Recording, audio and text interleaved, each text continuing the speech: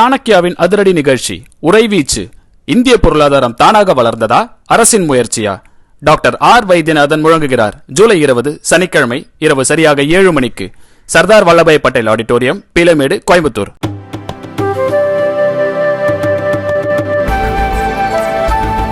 சென்ற ஆண்டு அக்டோபர் 7ஆம் தேதி ஹமாஸ் நடத்திய தாக்குதலில் இஸ்ரேலிய மக்கள் பலர் உயிரிழந்ததை தடுக்க இஸ்ரேல் ராணுவம் தவறிவிட்டதாக அந்நாடு வெளியிட்ட அறிக்கையில் தெரிவிக்கப்பட்டுள்ளது. இஸ்ரேல் ஹமாஸ் போர் சென்ற ஆண்டு அக்டோபரில் தொடங்கியது.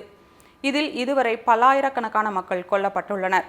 இந்நிலையில் இஸ்ரேலின் கிட்புஸ் பீரி பகுதியில் மக்களை பாதுகாக்க இஸ்ரேல் ராணுவம் தவறிவிட்டதாக அந்நாட்டின் பாதுகாப்புத்துறை தெரிவித்துள்ளது.